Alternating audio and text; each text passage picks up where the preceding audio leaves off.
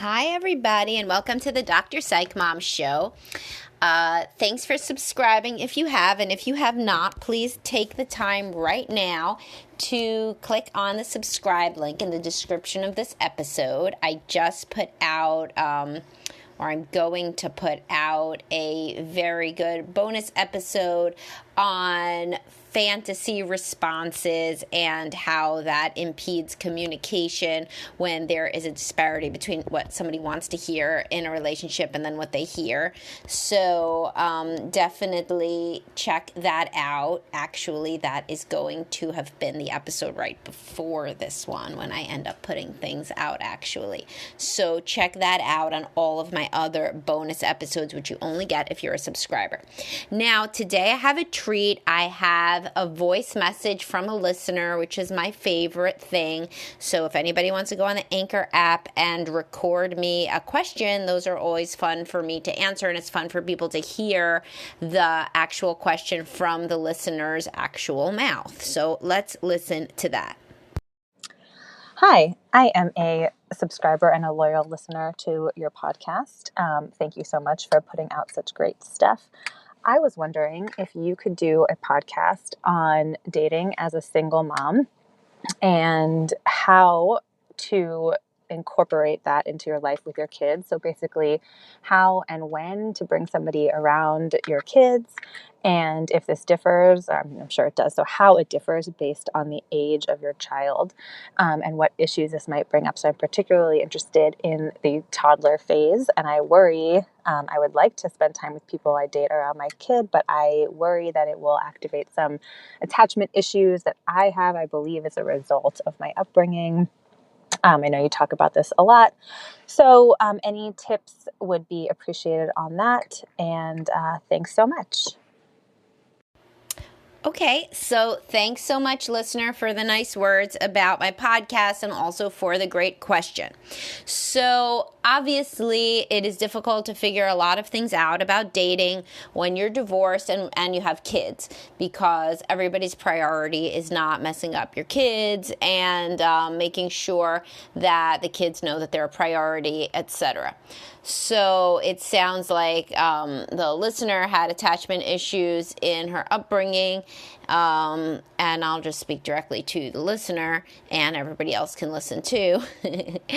So listener, it sounds like you had attachment issues in your upbringing, which were probably related to something similar where you would have felt abandoned or deprioritized, which are what attachment issues are all about, and you're trying to make sure that that does not happen for your toddler. So the way that I view dating after divorce is kids really are much more resilient than you think. I want to kind of clarify the whole idea that you should be waiting like a year to introduce people to your kids or something. I've written about this before, and I could link you guys to it in the description, but I don't think anything like that is said. Things are very, very individual. So as I wrote to somebody who wrote in with a question, they said something like, my ex-wife wants to introduce her new boyfriend after 3 months, but I think this is ridiculous. And I'm like, live and let live. You know, you have no idea how quickly your ex-wife's relationship is proceeding. In fact, many relationships after divorce, many second marriages, they're with obviously older, wiser people that frequently have very short courtships, you know, before they get married and know that they found the right person more quickly.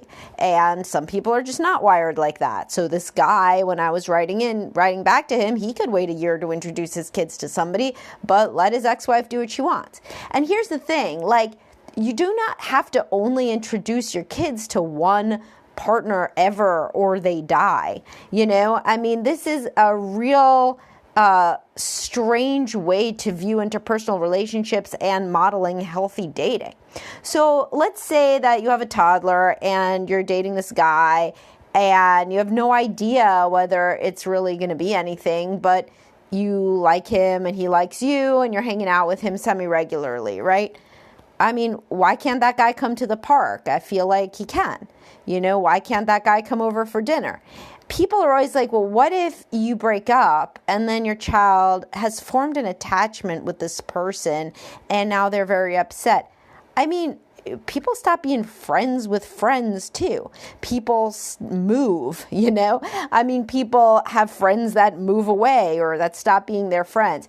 I feel like there's a world of difference. Things aren't black and white, like either this is going to be your next husband and you wait an extremely long time and then you introduce them in this like completely like super crazy conscientious way with like, every 2 weeks you increase the amount of days they see your child by 1. I mean, this stuff doesn't have to be so anxious, really. Like, so somebody can come hang out with your kid. That's a nice person. Just like if you had a coworker, right? Let's say you had a coworker that's another female like you, another single mom. And so your coworker starts to hang out with you sometimes because you start to talk about divorce a lot. And the coworker doesn't have any kids, so she comes to the park. Then she hangs out for dinner. And your kid likes the coworker. But then, you know what? The coworker meets a guy. And the coworker doesn't really have any time for you anymore because shit happens. Do you really think your toddler is going to go into a devastated mourning period over the loss of this nice female coworker that I just made up that's your hypothetical friend? No. Nobody thinks like that. But then for some reason, because this is a boyfriend your toddler is a toddler, so they don't know the difference between boyfriend and friend anyway. You're not going to be sucking face with a guy that, you're just casually dating in front of your toddler. I hope. Don't do that, And so I don't see why this would be like so terrible. Like, people come over. People are nice. I, in fact, think that's very good. The more people that your toddler meets, the better. In general, like that's a nice thing. We meet people. We have friends. Now, what people are usually, a lot of the divorce research comes from when there was like a big uptick in divorce initially in the 70s and the 80s, and things were very different then. It was much more likely then that, first of all, that the kids only really saw the mother after divorce. They saw the dad sometimes, maybe not, maybe he moved away, whatever. And the mother ended up possibly not having child support, being more financially in dire straits. And in this sort of situation, if there's the absence of a male role model at all, which is not this listener's situation because I asked her for some clarifying questions. But if there's an absence of a male role model and then the mother is like pinning everything on like, this is going to be your next daddy, and then that guy leaves, and then another guy is going to be your next daddy, and then that guy leaves, etc., etc., well, shit, that's bad. That is going to give your child, some bad juju about like dating. They are not going to feel very, very good about, dating and how people love each other and stay together or whatever. Don't do this. Don't, obviously, not that you would in this generation. And also, you are in the situation that many, if not most of my listeners are in, where there are 2 involved co-parents that are divorced. So your toddler has a dad and isn't looking for a dad surrogate because he has a dad or she has a dad.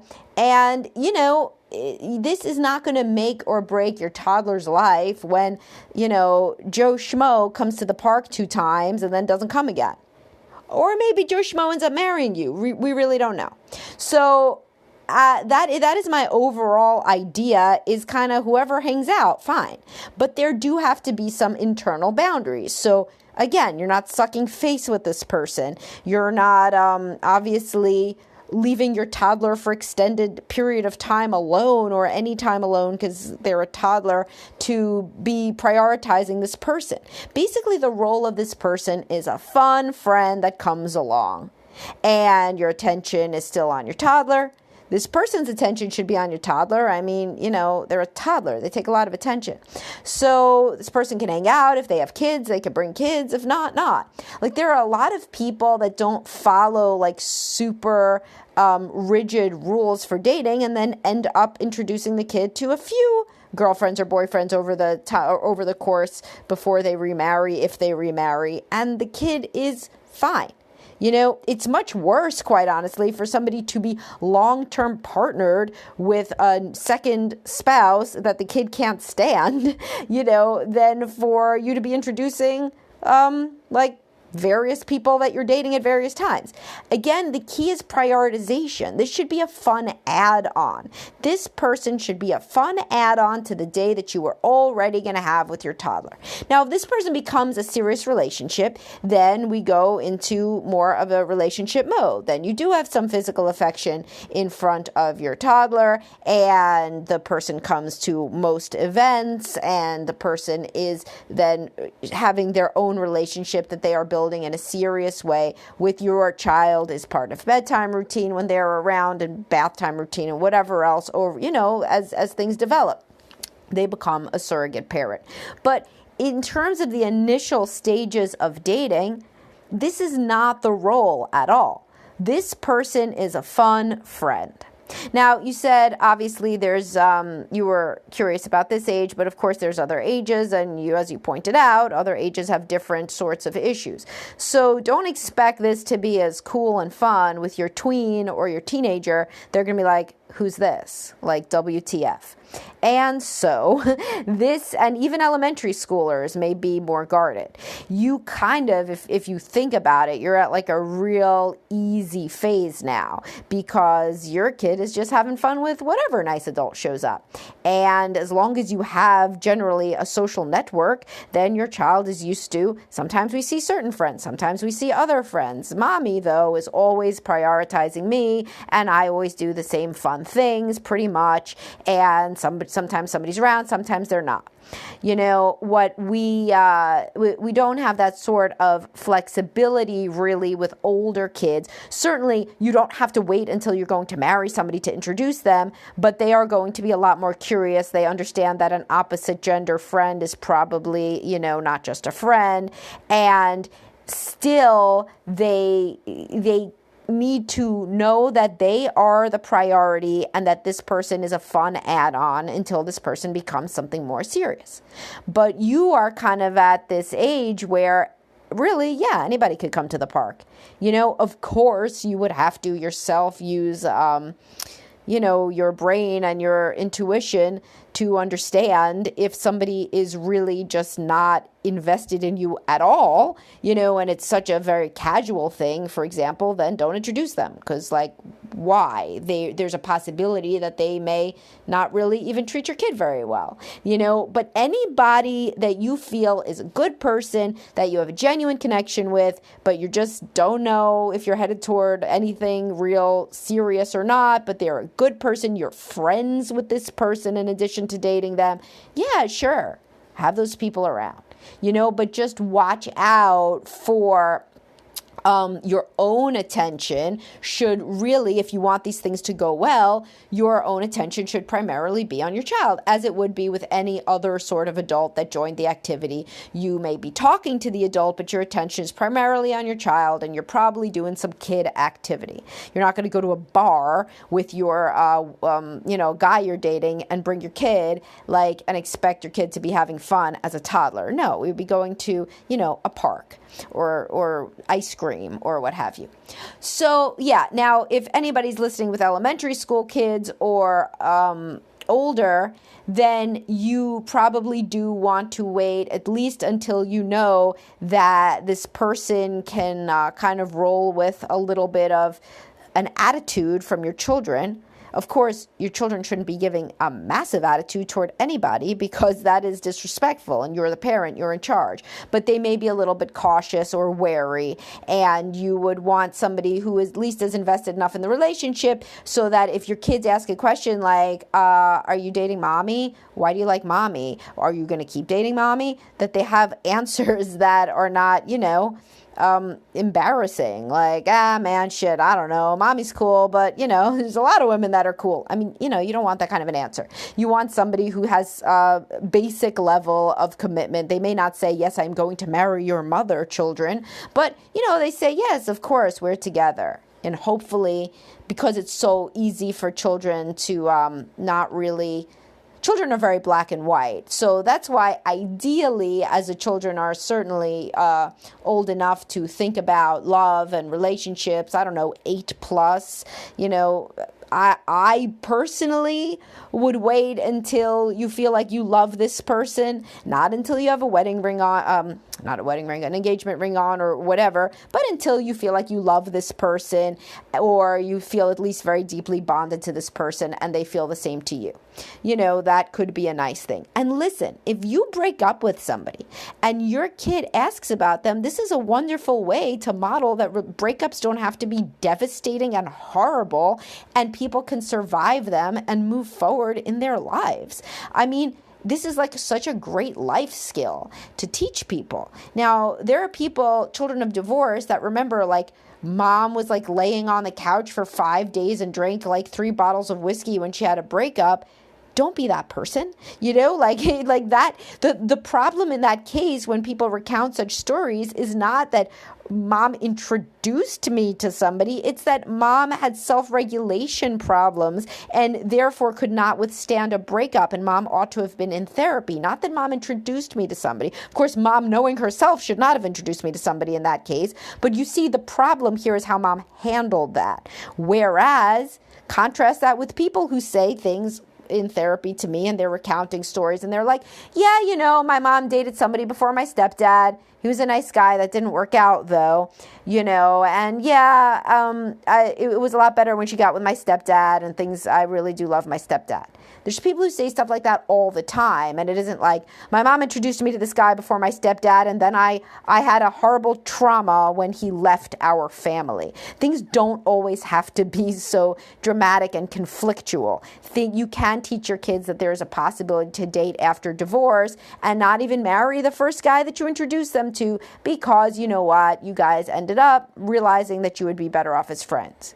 This is not going to be a huge shock to your kids. Remember, you're divorced. They already know that relationships break up. So it's not going to be shocking.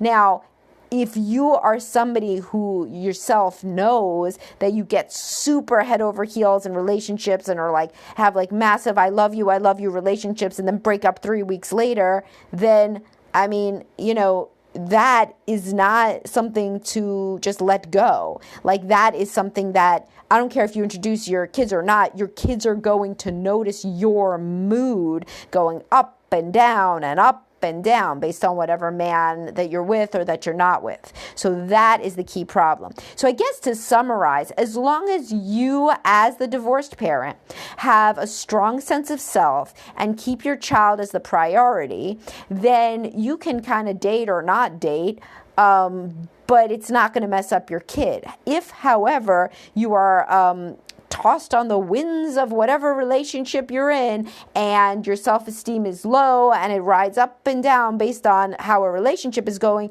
that is something to work on, because that may indeed mess up your kids.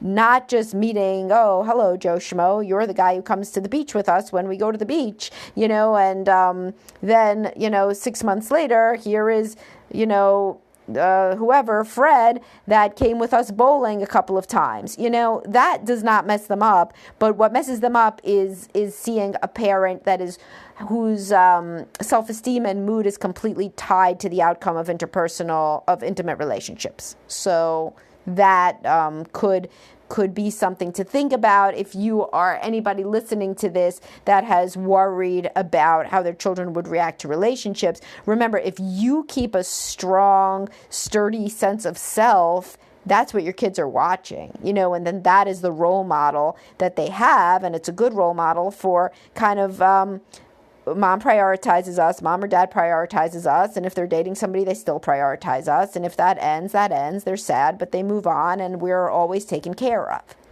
All right, so thank you so much for that question. Hopefully this shed a little bit of light or a different perspective on it for you and for anybody in the same situation.